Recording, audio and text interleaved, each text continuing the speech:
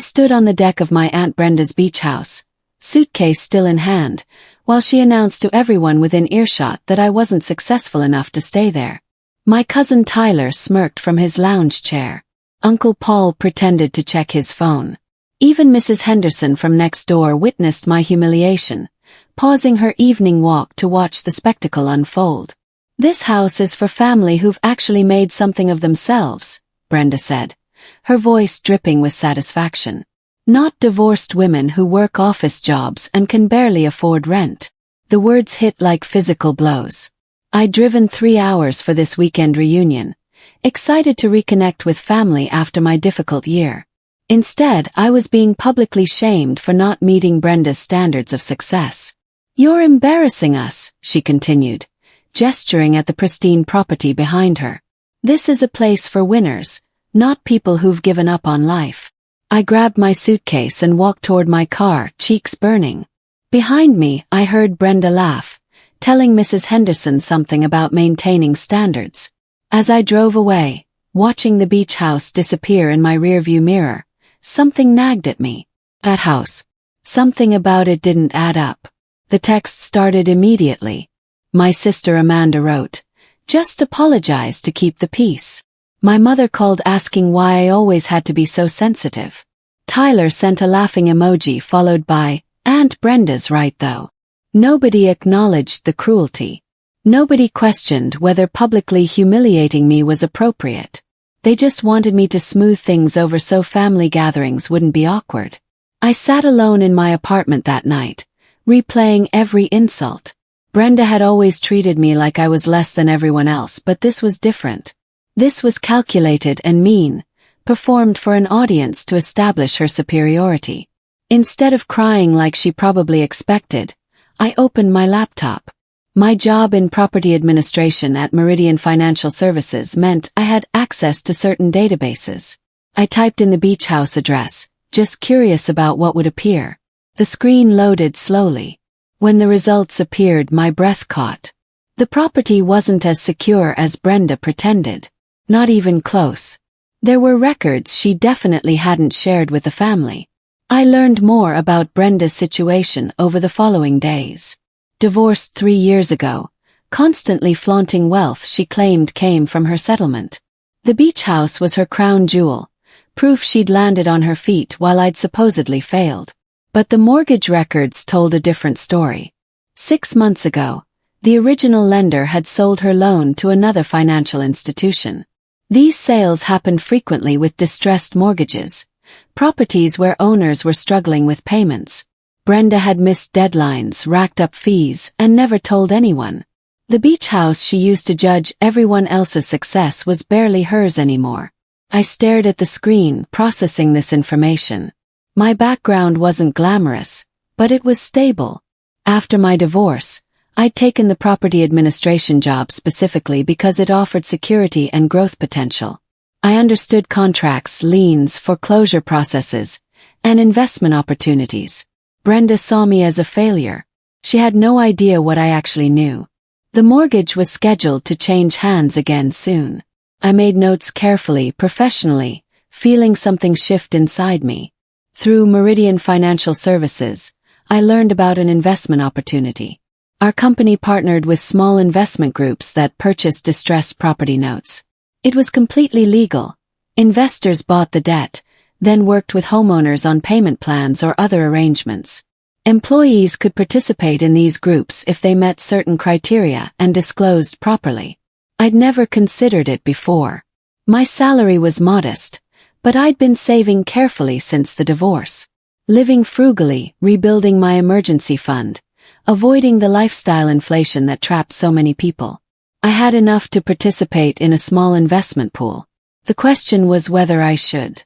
This wasn't about revenge yet. It was about opportunity, about using knowledge I'd gained through legitimate work. I said nothing to anyone, especially not family.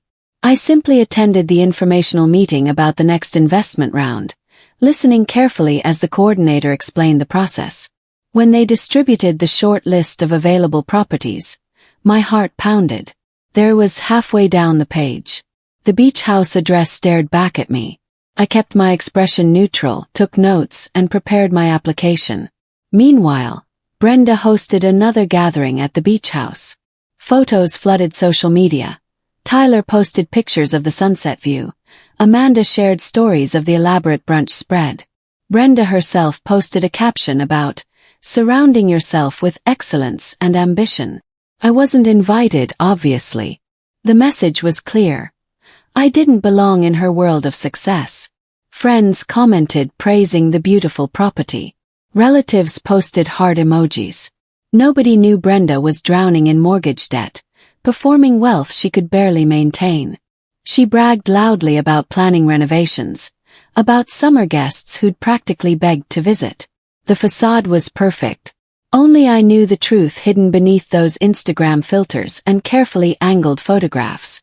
Behind those scenes of stability and luxury, Brenda had missed another critical payment deadline 3 days earlier. The bank's patience was wearing thin. Her performance was becoming more desperate, more elaborate, even as the foundation crumbled. I watched her stories, feeling something harden inside me. She'd humiliated me publicly. Now I understood what was really happening. The family pressure intensified. My mother invited me to lunch specifically to discuss the Brenda situation. She spent 40 minutes explaining how Brenda had always been generous with the beach house, how I was being unreasonable holding on to hurt feelings, how family unity mattered more than pride. She's offered to let you visit next month, Mom said hopefully. If you just apologize for leaving abruptly, everything can go back to normal. Almost caved. The desire to be accepted, to stop being the problem, was overwhelming. Then Mom's phone rang. She stepped away to answer, and I overheard Brenda's voice on speaker. Is she being reasonable? Brenda asked. God, I can't believe how sensitive she is. Divorced women are so exhausting. They make everything about their feelings. My mother actually laughed, and agreed. Something inside me went cold and clear. I would never beg these people for respect again. Not Brenda, not my mother, not anyone who thought publicly humiliating me was acceptable behavior. When Mom returned, I smiled pleasantly. You're right, I said. Family unity matters. She looked relieved. I didn't tell her what I'd actually decided. The investment group meeting felt surreal. I sat in a conference room with 7 other investors. Reviewing property portfolios like this was routine business.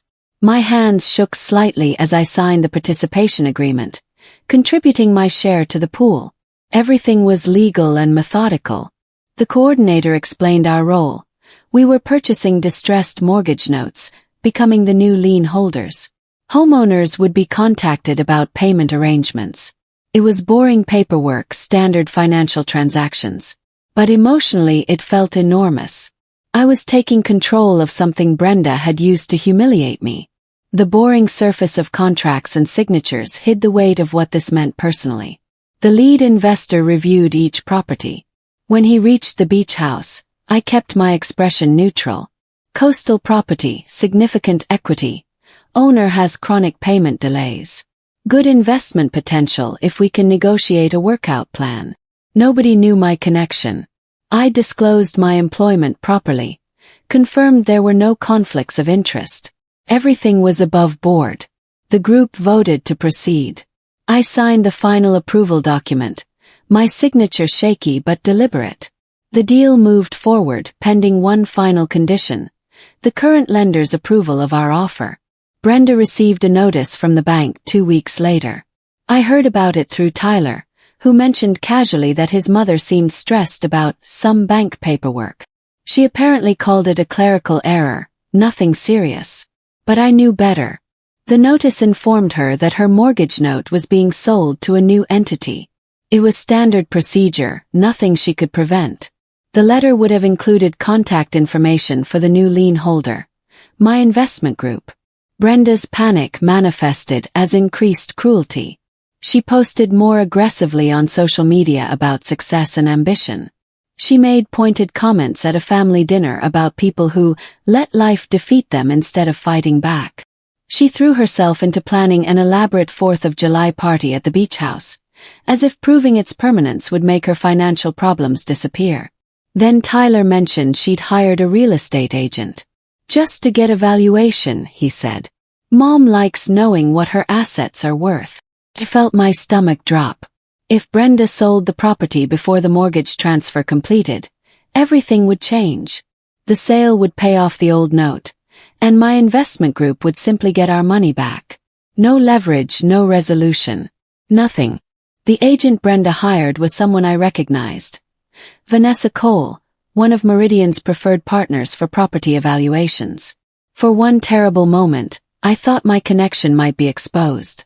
Vanessa sometimes collaborated with our investment groups, helping assess properties and coordinate sales if necessary. If she mentioned anything to Brenda about employee investors, the plan could unravel completely. I considered backing out. One phone call could remove me from the investment group. I could take my money back, avoid the risk of exposure, return to my safe anonymous position watching from the sidelines. But then I remembered Brenda's face as she humiliated me on that deck. I remembered my mother laughing at her cruel words. I remembered years of being treated as less than, of having my worth measured by marriage status and salary rather than character. I chose to stay invisible. I trusted that Vanessa would maintain professional boundaries, that she wouldn't connect my employment to this specific property. The investment was legal and properly disclosed. I had nothing to hide. I just needed to remain patient and let the process unfold naturally. Brenda announced at a family barbecue that everything was handled perfectly. She'd met with the real estate agent, understood her options, and felt completely secure about the beach house's future. Some people panic over minor financial adjustments, she said, looking directly at me across the picnic table. But successful people know how to manage their assets strategically. Tyler nodded admiringly. Amanda asked about her plans for the property. Uncle Paul raised his beer in a toast to Brenda's business savvy. I sat quietly, absorbing everyone's belief in her narrative. They had no idea she was barely holding on, that the confident facade masked genuine financial distress. Meanwhile, Brenda continued, unable to resist another jab, some people's lives just keep falling apart. It's sad really watching someone give up. I met her eyes but said nothing. Let her have this moment. Let her believe she'd won, that I was the failure she'd always claimed. Behind the scenes, the investment group had finalized ownership of her mortgage note. The paperwork was complete. We were now officially her lien holders. She just didn't know it yet. The waiting was torture. Legally, we owned the note, but homeowners had rights and timelines that had to be respected. Brenda would receive official notification within 30 days. Until then, I had to sit through family events watching her perform superiority while knowing the truth. Every insult felt sharper now. When she commented about my sad little apartment, I knew about her mortgage arrears. When she bragged about the beach house's value, I knew about the liens accumulating. When she posted Instagram stories about manifesting abundance, I knew the bank notices piling up in her mailbox. Friends kept asking if I was okay. You seem distant at family things, Amanda observed. I couldn't explain that distance was survival, that staying silent while knowing what was coming required enormous self-control. Then Brenda announced plans for a massive summer event at the beach house. A celebration of her 5-year divorce anniversary, she called it. Proof that strong women don't just survive, they thrive, she posted. The date was set for July 15th. I marked my calendar silently, wondering if her celebration would still happen when reality arrived. My closest friend, Kayla, urged me to reveal everything immediately. Why are you letting her keep humiliating you? She demanded over coffee. Just tell everyone the truth. I explained that timing mattered.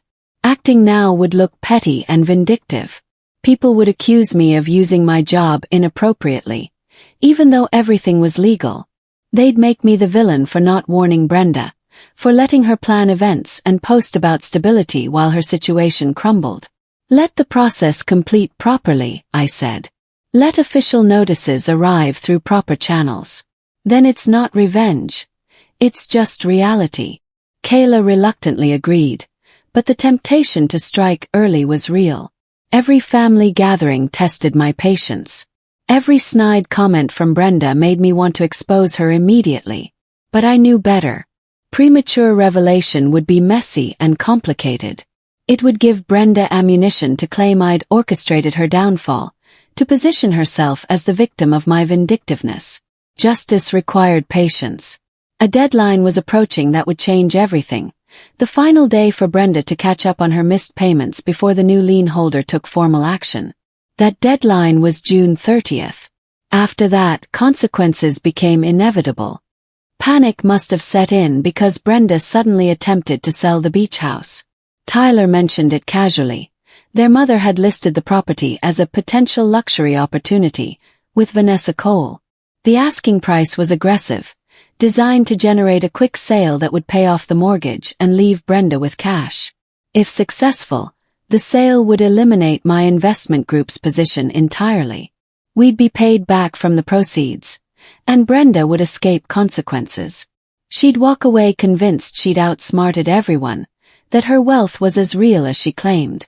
But Brenda made a critical mistake. In her rush to sell, she didn't disclose the liens properly. She minimized the payment arrears, portrayed the mortgage transfer as routine refinancing, and implied the property was more secure than reality reflected. Vanessa Cole, thorough as always, discovered the discrepancies during her standard title search. The sale hit immediate obstacles. Potential buyers pulled back when they understood the property's actual status. Brenda blamed market conditions and difficult buyers, but the truth was simpler. She'd lied and professionals had caught her. The sale was scheduled to close by June 28th. Instead, it collapsed quietly on June 22nd. I worked through proper channels to ensure everything proceeded correctly. When Vanessa reached out to Meridian for clarification about the lien holder's position, I connected her with the investment group's legal representative. I flagged discrepancies in the listing information, not as revenge but as standard due diligence. My role was administrative and professional. I reviewed documents, verified timelines, and ensured proper procedures were followed. There was no confrontation, no dramatic intervention. The sale simply stalled naturally when facts couldn't support Brenda's narrative. She tried pushing it through anyway, offering price reductions and concessions. But buyers aren't stupid. They saw the red flags and walked away. By mid-June, the listing was quietly withdrawn. Brenda told the family that she'd decided not to sell after all, that she'd realized the beach house was too valuable emotionally to part with. Some things matter more than money, she posted on social media, as if she'd chosen this outcome. I watched it unfold with strange calm. The deadline approached steadily. June 30th. After that date, the investment group would send official notice demanding payment resolution. Reality was coming, and no amount of spin could stop it. When the sale collapsed, Brenda's temper exploded publicly for the first time. I wasn't there, but Tyler described it to me later, genuinely shaken. At a family dinner, Uncle Paul gently asked about the beach house situation. He'd heard rumors about financial difficulties and wanted to offer support. Brenda turned on him viciously. She accused him of gossiping, of being jealous of her success, of trying to undermine her stability. "You've always resented me," she yelled. "All of you sitting here judging me while I've built something real." Amanda tried intervening, and Brenda snapped at her too. My mother attempted to calm things down, and Brenda called her pathetically enabling. The mask slipped completely. Family members saw the rage underneath the polished exterior, the desperation beneath the confidence. People who dismissed my humiliation as sensitivity now witnessed Brenda's true nature firsthand. Tyler called me that night. "She was scary," he admitted. "I've never seen her like that. It made me think about how she treated you. I'm sorry I didn't say anything before." Whispers started circulating through the family. Maybe Brenda wasn't who they'd thought. Maybe her judgment of others reflected her own insecurity. Maybe I hadn't been unreasonable at all. The investment group's lawyer offered me a shortcut. "You're personally connected to this property," he acknowledged. We could accelerate the timeline, push for faster resolution. Given the owner's behavior, we'd be justified. He explained that I could use my inside knowledge to pressure Brenda more aggressively, to leverage family connections for strategic advantage. It was legal, probably effective, and would speed up the inevitable outcome. I refused immediately. Everything about this situation made me uncomfortable with ethical boundaries. Yes, my participation was legal. Yes, my knowledge came from legitimate work. But I wouldn't win by becoming the manipulative person Brenda had accused me of being. Follow standard procedures exactly, I told him. Treat this like any other property. No special treatment, no acceleration, no leverage beyond what's contractually appropriate. He seemed surprised but agreed. The final notice was prepared following normal timelines. Brenda would receive it July 2nd, giving her time to respond before any action was taken. I wouldn't cheat or manipulate to get revenge. I would simply let documented truth speak for itself, let natural consequences unfold through proper channels. If I won this way, I won honestly. The invitation arrived unexpectedly in early July. Brenda called, her voice surprisingly warm, asking me to visit the beach house to clear the air properly. She acknowledged that things had been tense, that maybe she'd been too harsh, that family was important. I almost declined. The idea of returning to the place where she'd humiliated me felt impossible. But something in her tone suggested desperation, and I was curious. Just coffee, she promised. A real conversation. I want to apologize face to face. I accepted, knowing the final notice had been delivered 3 days earlier. Brenda had received the official letter from the investment group demanding payment resolution. She probably didn't connect it to me, but she knew her situation was critical. The invitation was likely part of some strategy. Maybe she hoped family reconciliation would somehow help her circumstances. The drive to the beach house felt surreal. Last time, I'd fled humiliated and powerless. This time, I arrived with knowledge she couldn't imagine, with position she didn't know existed. I parked in the familiar driveway, grabbed my bag and walked toward the deck. The tension was unbearable. Brenda greeted me with a hug that felt performative and strange. She'd prepared iced tea and cookies, arranged on expensive dishes like this was a lifestyle magazine photo shoot. We sat on the deck overlooking the ocean, making careful small talk about weather and family news. Then she attempted an apology. I've been thinking about that weekend, she began. When I asked you to leave, I was stressed about personal issues and I took it out on you unfairly. I'm sorry if my words seemed harsh. The non-apology apology, taking no real responsibility. You have to understand, she continued. Maintaining a property like this is stressful. Sometimes that stress makes people say things they don't mean. I nodded, saying nothing, waiting. Brenda seemed encouraged by my silence. The thing is, she said, leaning forward, real success isn't about job titles or salaries. It's about resilience, about maintaining dignity regardless of circumstances. Some people have that and others. She trailed off meaningfully, the insult hanging in the air. One final dig, even during an alleged apology. One more reminder that she viewed me as less than. Then I heard tires on the gravel driveway. Brenda's expression shifted to confusion. I'm not expecting anyone, she said. Car door closed. Footsteps approached. Vanessa Cole appeared around the corner, professional portfolio in hand. Good afternoon, she said pleasantly. I hope I'm not interrupting. Brenda stood quickly. Vanessa, I wasn't expecting you today. We don't have an appointment scheduled. Vanessa's smile remained polite but firm. I know, and I apologize for the surprise. But there are some matters regarding the property that require discussion. Time-sensitive matters. Brenda glanced at me nervously, then back to Vanessa.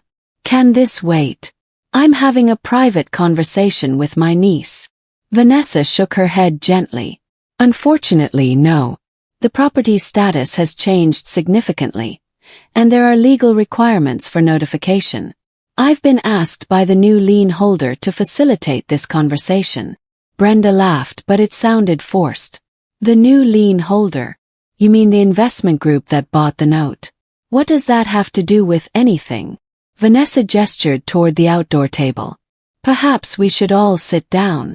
Confusion spread across Brenda's face as she tried to understand why a real estate agent was here discussing mortgage details, why I was present during this unexpected meeting. Vanessa remained calm and professional, opening her portfolio methodically. Vanessa explained the situation with careful precision. The mortgage note had been sold to an investment group. Brenda had missed multiple payments, accumulating significant arrears and fees. The new lien holder had sent official notice demanding resolution. The property is currently in default, Vanessa said gently. Without immediate payment or a structured agreement, foreclosure proceedings will begin within 30 days. Brenda's face went pale. That's impossible. I've been working with the bank. They said I had time. Vanessa consulted her documents. The previous lender's timeline no longer applies. The new ownership group has different terms. Brenda tried to laugh it off. Fine. I'll work something out with them. Who are these investors anyway? Some corporate entity. Vanessa hesitated, glancing at me briefly. Actually, it's a small private investment group. 8 participants. Brenda relaxed slightly. So I can negotiate directly. That's better than dealing with a bank. Vanessa nodded slowly. Yes, negotiation is possible. However, there are disclosure requirements. As part of maintaining transparency, I need to inform you that one of the investment group participants is present. Brenda looked around confused. Here. Now. Vanessa turned toward me. Your niece is part of the ownership group, Ms. Brenda. She holds a position in the entity that now controls your mortgage. The confusion on Brenda's face was almost comical as she processed Vanessa's words. She looked at me, then at Vanessa, then back at me. That's not possible, she said slowly. She works some administrative job. She doesn't have money for investments. Vanessa remained professional. I can't discuss her financial details, but I can confirm her participation was properly disclosed and legally documented. She's one of 8 investors who collectively purchased your mortgage note. I sat quietly, letting the information sink in. Watching Brenda realize that the niece she'd humiliated, the divorced failure she'd mocked publicly, now held legal position over her most prized possession.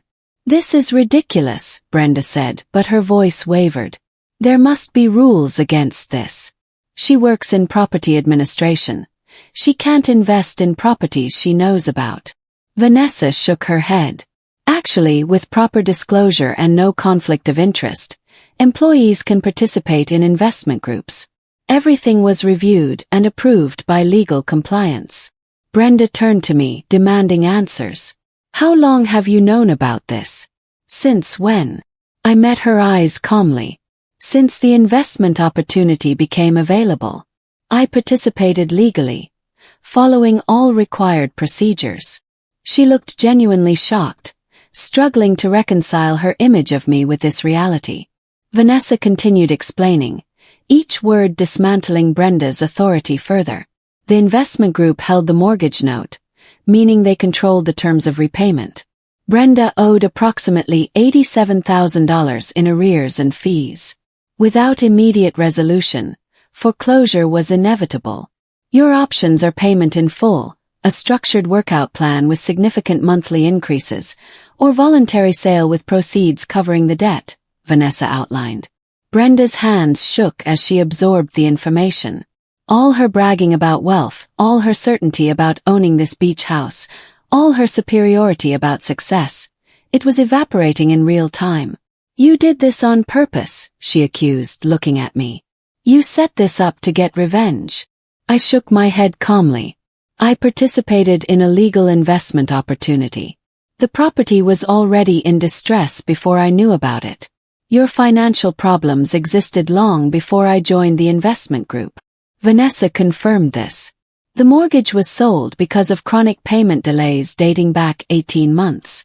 Your niece's participation didn't create the situation. It just changed who holds the note. Brenda tried to argue to find some angle, some leverage. But there was none. Everything was documented, legal, irreversible. Her authority had completely evaporated, replaced by the reality she'd hidden beneath Instagram filters and expensive decorations. Brenda's collapse was terrible to witness. She went through every stage rapidly. Anger, denial, bargaining, desperation.